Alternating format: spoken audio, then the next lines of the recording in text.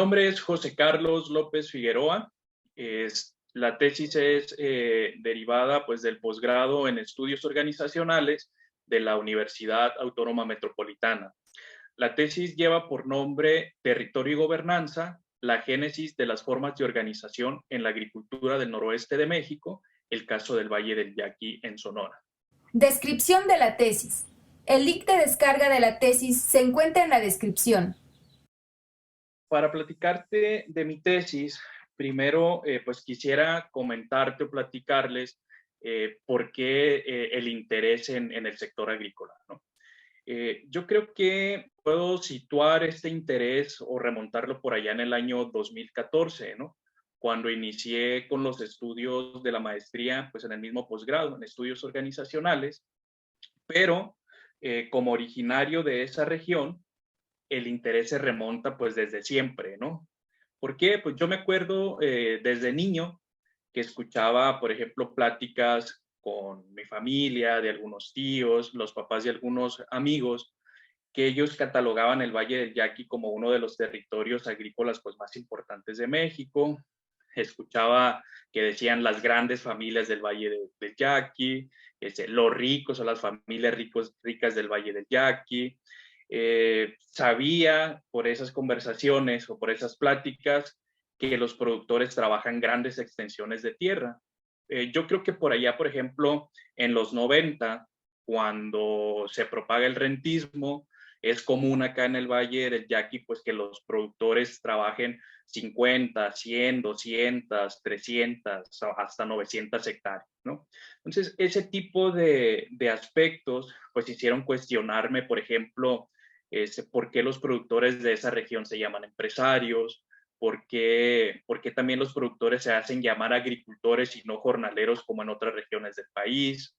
Me hicieron preguntarme cómo se organizan los productores, cuál es la forma de organización de los productores. Así fue, pues, como empecé a delimitar la investigación y cómo llegué pues, al tema, ¿no? Al tema que trata sobre gobernanza, mi tesis. De manera puntual, esta tesis tiene como pregunta central cuáles son las dimensiones y las acciones de gobernanza que permiten describir las formas de organización socioterritorial pues, del Valle del Yaqui. Acá, para conocer esos aspectos de las acciones, en la tesis me atrevo a hacer una propuesta de una tipología de actores organizacionales, donde digo que hay por lo menos seis tipos de organizaciones. En la tesis, obviamente, pues se desarrollan las 6 tipologías. Acá nada más te las menciono, que es posible encontrar en este territorio agrícola: organizaciones productoras, organizaciones de grupos de productores, organizaciones de no productores, pero que están vinculados a los productores, organizaciones políticas, organizaciones de financiamiento de carácter gubernamental y organizaciones de financiamiento pues, de carácter privado. Todas esas organizaciones, pues en el territorio mantienen relaciones, pues procesos de negociación, de organización, de coordinación, de comunicación, y esos aspectos, esas relaciones, procesos, se recogen en un concepto, ¿no? ¿Y ese concepto cuál es? Pues el de gobernanza territorial. Ese concepto de gobernanza territorial se pregunta por esos procesos pues, de organización, de negociación, de participación, pero para dar respuesta a las interacciones entre los actores, a la forma y las modalidades concretas para tomar decisiones y pues cómo se ejerce el poder entre los actores y en el territorio, ¿no? Que en este caso es el Valle del Yaqui. Para ya de manera empírica o para conocerlo pues ya en la práctica, para analizar esos procesos, me apoyé en lo que es un autor, ¿no? Este autor es Gerardo Torres Salcido, que es un profesor de la UNAM, quien se especializa en temáticas pues, de gobernanza territorial y en los sistemas agroalimentarios localizados, o que ellos también lo denominan como el enfoque SIAL. En una de las investigaciones de este autor, pues yo encuentro que él propone 5 dimensiones y 28 indicadores para pues comprender la gobernanza o aprender la gobernanza en los territorios, ¿no? Este autor realizó una investigación pues de donde emerge estas dimensiones y estos 28 indicadores, pues que es un instrumento, pero él lo aplica a lo que son 4 territorios de México. Estos territorios pues se dedican a la producción de nopal, la producción de zarzamora, la producción de huitlacoche y la producción de café.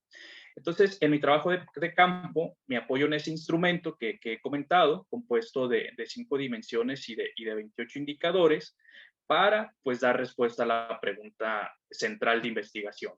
Y obviamente, no solo fue ese instrumento, sino también pues apoyado en diversas entrevistas semiestructuradas, pues para responder a los indicadores, para dar respuesta pues a esas acciones o a esos indicadores. El resultado fue el desarrollo de 2 formas de organización o 2 modelos de gobernanza. Por un lado está el modelo de gobernanza basado en una forma de organización con tendencia al individualismo. ¿Qué es esto? Que, por ejemplo, hay productores que ellos por cuenta propia deciden trabajar. Ellos dicen, yo busco qué producir, cómo producir, de dónde obtener asistencia técnica, de dónde voy a obtener financiamiento, dónde voy a comercializar la producción. Todo pues es por cuenta propia, ¿no? Este régimen o esa forma de organización tiene pues una desventaja o una debilidad, porque el productor o los productores se encuentran en un ambiente de alto riesgo. Por ejemplo, malas negociaciones como productor independiente, la incapacidad de comercializar la producción e inclusive que no les paguen la producción. ¿Por qué? Porque son ellos solitos, entonces se enfrentan, por ejemplo, a grandes empresas, ¿no? Esas empresas que son, son acopiadoras de la producción y son las que la venden, por ejemplo, para el mercado internacional. Entonces, pues digamos, son unos monstruos y que llegue un productor solito, pues prácticamente hacen lo que quieren con ese productor, ¿no? Se las compran al precio que ellos quieren o con la promesa de que te pago en tanto tiempo y al final pues no se logra pues ese cumplimiento. El modelo o esta forma de organización es impulsada, por ejemplo, cuando los productores dicen es que yo no quiero depender de ningún actor, yo quiero ser solito, que no responderle pues a nadie, no rendirle cuentas a nadie. A la idea también, por ejemplo, de que las uniones de crédito o parafinancieras explotan a los productores porque estas organizaciones obtienen utilidades a través de productores agremiados a este tipo de organizaciones. Entonces, aquí surgen 2 actores importantes, ¿no? Por ejemplo, las uniones de crédito y las parafinancieras son organizaciones creadas por los productores individuales. Por ejemplo, ellos dicen, me junto con 2, 3 o 4 productores individuales, nos asociamos y conformamos una unión de crédito o una parafinanciera. Y en esa forma de organización o en esa asociación, pues ya estamos hablando del segundo modelo de gobernanza, que es pues con una tendencia a la colectividad, donde pues a lo mejor puedo o me atrevo a decir, productores se cansan de trabajar de manera independiente, dicen o me agremio a una unión de crédito o a una parafinanciera o conformo una unión de crédito o una parafinanciera para trabajar de manera colectiva y así obtengo mejores condiciones, por ejemplo, en cuanto a financiamiento, en cuanto a asistencia técnica, en cuanto a canales de comercialización y en cuanto a insumos, ¿no? Háblese de fertilizantes, pues háblese de semillas, háblese de maquinaria y pues todo lo que se requiera pues para producir. Acá en este modelo de gobernanza, o forma de organización colectiva, pues ahí radica, ¿no?, la esencia, en que las uniones de crédito para financieras son asociaciones de productores, pero buscan obtener estas mejores condiciones en los elementos ya mencionados, ¿no?, de financiamiento, insumos, canales de comercialización. De esta forma, pues el productor asegura que sí le van a pagar su cosecha, que sí se la van a pagar, que la va a poder comercializar y no va a estar en esa, pues en esa ambigüedad, ¿no? De decir, híjola, ya produje, ya tengo pues mi cosecha, pero ahora es dónde la vendo. Ya estando en asociación, pues el productor saca su cosecha y ahí mismo la vende o la comercializa con las uniones de crédito o con las parafinancieras. Este modelo con tendencia a la colectividad, pues va a privilegiar a los productores en cuanto a seguridad de comercializar y pago de cosechas, como ya lo he mencionado he insistido en este aspecto, ¿no? En este segundo modelo, con tendencia a lo colectivo, se puede hablar también de toma de decisiones de corte horizontal y lazos de confianza. ¿Por qué? Porque los beneficios no es para un solo productor, sino si se consigue un beneficio es para todos los agremiados, no solamente para uno solito. Hay compras, por ejemplo, de maquinaria en común, compras de insumos para producir de manera conjunta. Entonces pudiéramos ahí destacar que se puede hablar de lazos de confianza, de esta parte de capital social o una horizontalidad pues en la toma de decisiones.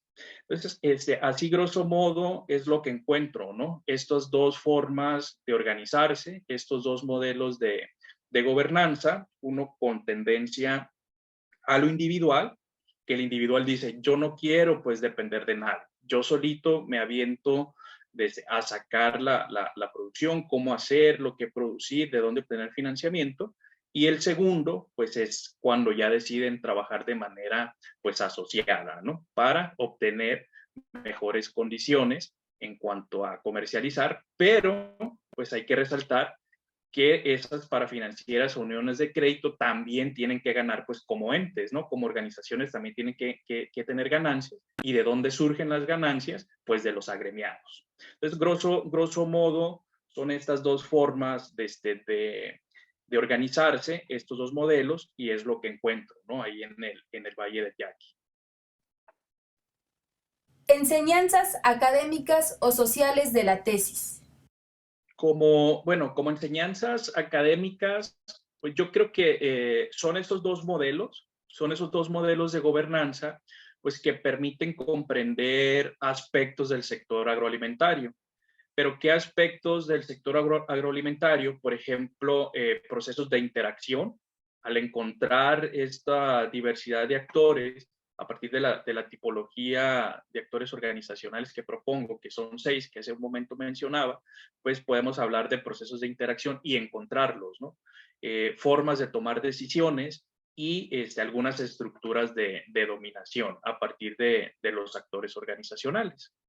Pero yo considero también que la principal contribución de la tesis radica en que los modelos de gobernanza pueden considerarse una alternativa para comprender uno de los grandes retos del sector agroalimentario que tiene ahorita actualmente, ¿no?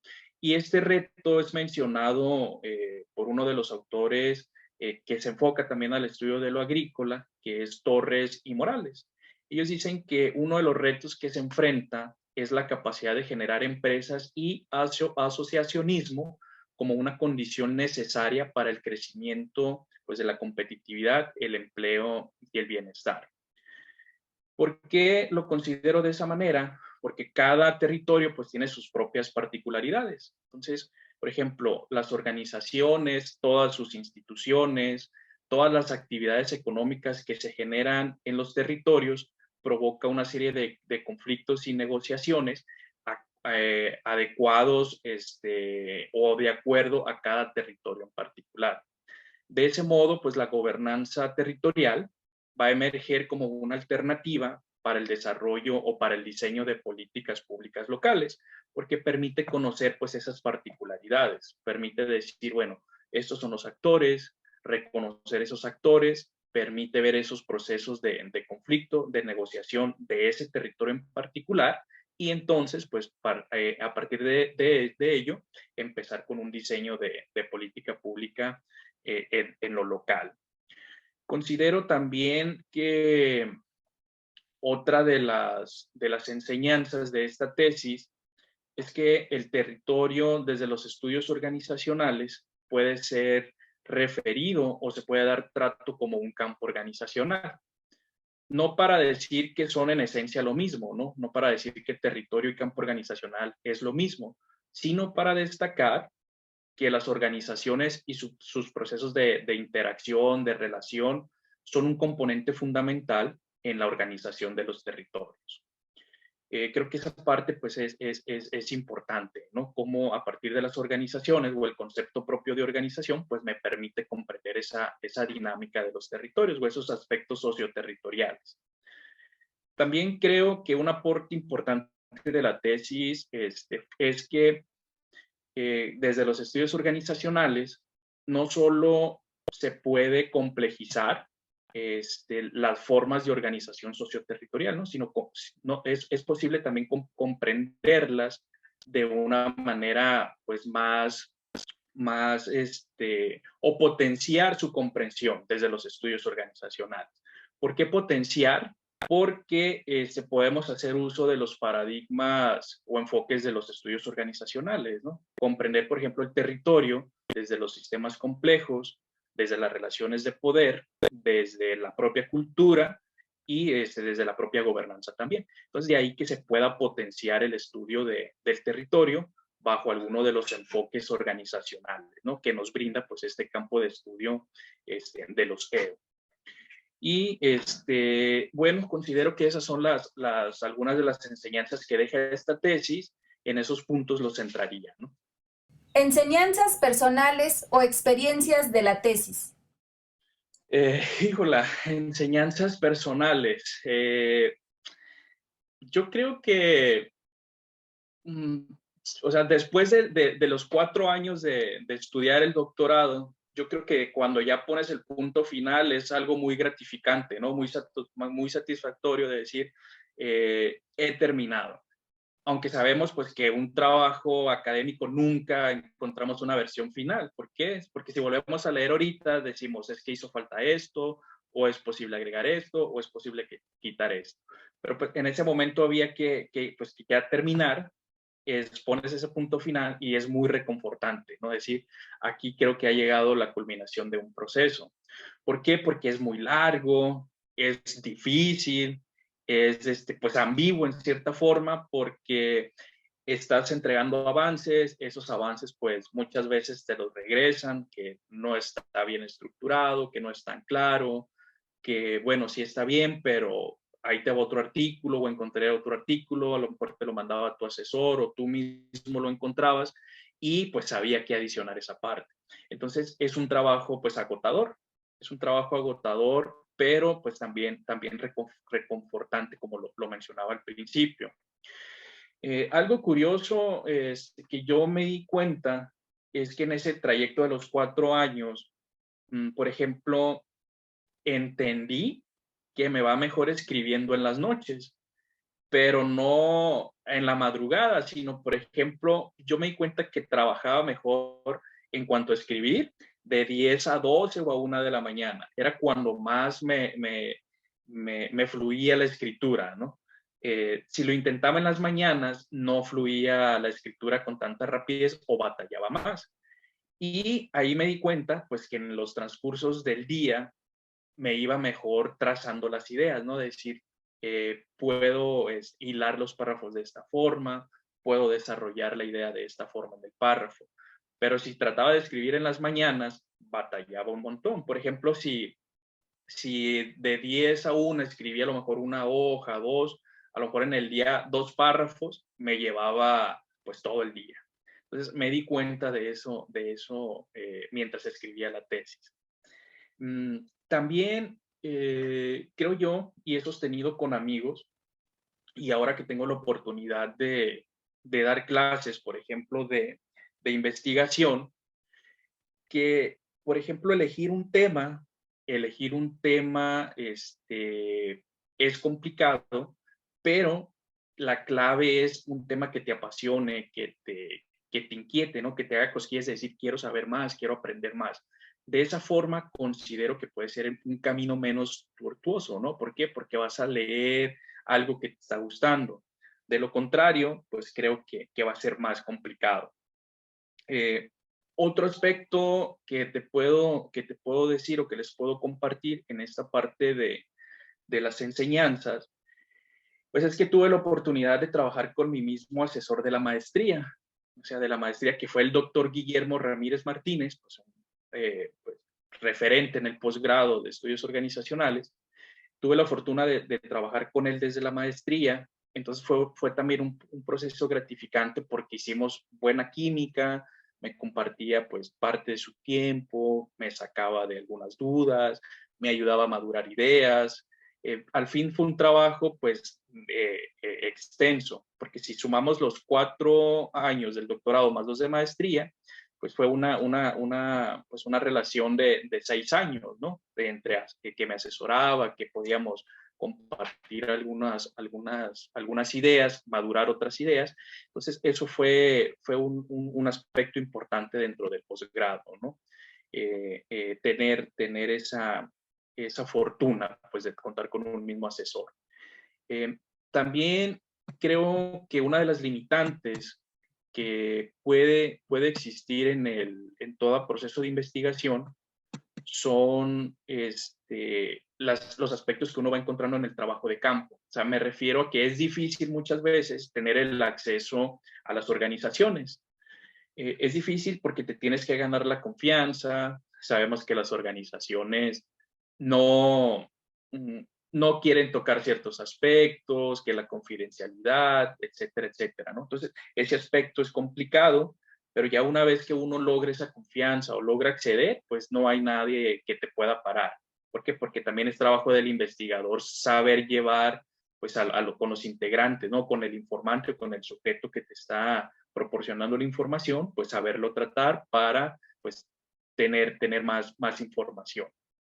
Y otro aspecto es relacionado con esta dificultad muchas veces del acceso a las organizaciones, pues es que también estando en el proceso, muchos que te habían comentado, sí, yo te ayudo, te voy a pasar la información, a la hora de la hora, pues se echan para atrás y dicen, no, pues siempre no. O vas a la organización y pues que no estaba la persona que te iba a ayudar, pues vas mañana, o le hablas y no te responde. Y ya muchas veces hasta pena nada, ¿no? Da de 2, 3 llamadas, pues lo vuelves a hacer y te dice, sí, ven mañana y vas mañana y pues resulta que tampoco está. Entonces yo creo que son todas esas limitantes que tienes que ir tratando durante la tesis, durante la investigación. Son parte pues de la investigación, pero pues al final hay que saberlas tratar y estar preparado, ¿no? ¿Por qué? Porque si contabas con 1 o 2, pues a lo mejor hay que buscar otra vez a ese 1 o a esos 2. Comentarios finales. Para terminar, pues diría que después de 6 años, como ya lo decía hace un momento, ¿no? Incluyendo los 2 de maestría y los 4 del doctorado, pues te puedo decir que pasé mis 20 en el posgrado, ¿no? O sea, mis 20 ahí los viví en el posgrado. Llegué de 24 y salí de 29, ¿no? Entonces prácticamente, por no decir todos los 20, pues ahí estuve en el posgrado. Me acuerdo cuando llegué a la maestría en el 2014, salir de una ciudad pues Ciudad Obregón, de 300,000, 350,000 habitantes, llegar pues a la ciudad yo creo más grande pues de la República, eh, sin conocerla previamente, pues fue todo un choque, ¿no? Para mí en el sentido de que eh, me acuerdo que me fui en autobús, entonces llegar y los carros y súper rápido, desde ahí, pues ya uno se sentía un poco de desconfianza, si la voy a hacer o no la voy a hacer. Pero al final, pues me fui de largo, ¿no? Que hasta al doctorado terminé. Entonces al final el proceso es bonito, al final creo yo que haber hecho el posgrado, pues valió la pena.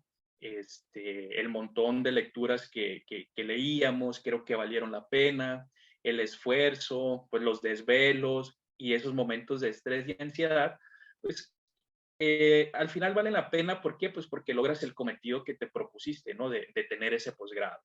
Esa meta que a lo mejor te fijaste o me fijé, se logró. Entonces, en ese sentido, pues sí valió la pena todo ese esfuerzo, dejar, por ejemplo, en el caso acá, mi familia, hablando de mamá, abuelita, pues valió la pena, ¿no?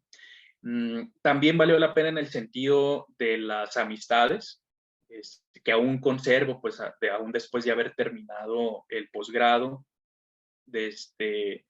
valieron la pena. También con el posgrado tuve la oportunidad, por ejemplo, de conocer otras regiones de México, ¿no? Cuando nos tocaba ir a algunos congresos o algunos coloquios que eran en diferentes regiones, pues, de México, ¿no? Por ejemplo, Villahermosa, en Chiapas y otros lugares, pude conocer esas regiones. También tuve la fortuna de hacer dos estancias académicas en Colombia, y ahí pues aún conservo algunas amistades y he logrado pues establecer algunas redes de trabajo, principalmente con la Universidad de Manizales, donde pues interactuamos compartiendo algunos documentos, les he ayudado al diseño de algunos programas académicos. Entonces pues el resultado de esa estancia académica pues fue más allá, no solo quedó en esa estancia, sino que he logrado todavía pues conformar esos planes de trabajo con ellos.